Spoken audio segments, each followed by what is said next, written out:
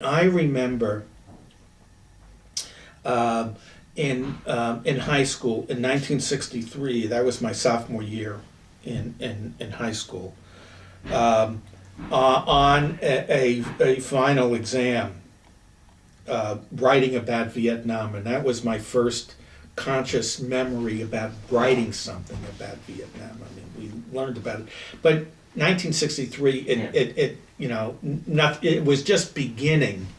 Yes. I mean, we knew that the premiere of Vietnam had been in November of 1963 had been overthrown, and then 3 weeks later, President Kennedy was assassinated. So you were aware of that, but my developing opposition to the war in Vietnam was basically two things. One, to see the killing that was going on was very, very upsetting, and number two, I didn't see the world as many of the anti-communists saw the world. Later, in my mind, the domino effect of the loss, quote unquote, the loss, or what happened in Cambodia and Laos, were because we were there. Yes. And not because of what the North Vietnamese or the Chinese were doing. It was because of what we were doing that brought those other countries into the war area. So no, there was to me there was no fear of a domino effect, and if we lost Vietnam, then the whole world, Europe and the Western Hemisphere would go communist. It was a time when a lot of my peers were also involved. So it's kind of like, I don't want to say peer pressure, but in a sense, there were so many other people involved that it was the thing to do, particularly within the context or within the atmosphere that I grew up in. A lot of my friends, my classmates, this is what they were also interested in doing.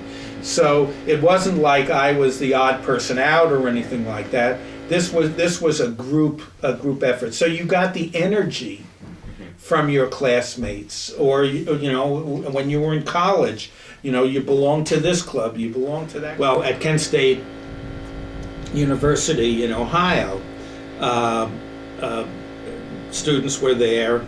The National Guard was brought out by the governor to calm things down or to control things, and 4 students were killed, shot by the United States National Guard for protesting the war. In history, there are times when one person can make a difference.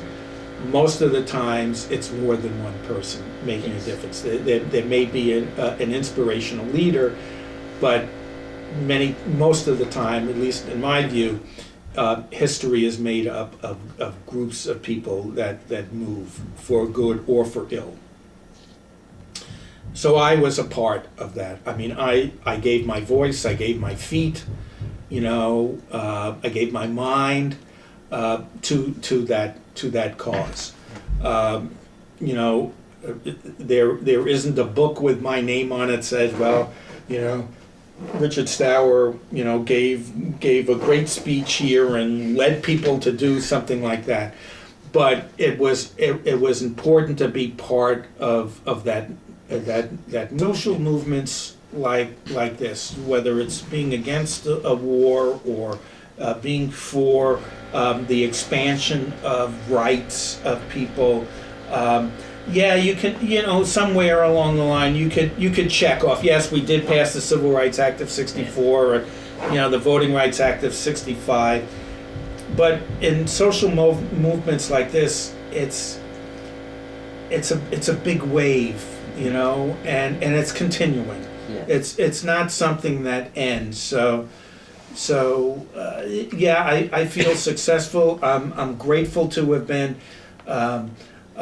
part of a historical movement that made significant changes, but the changes, still need to be made or revised or enhanced.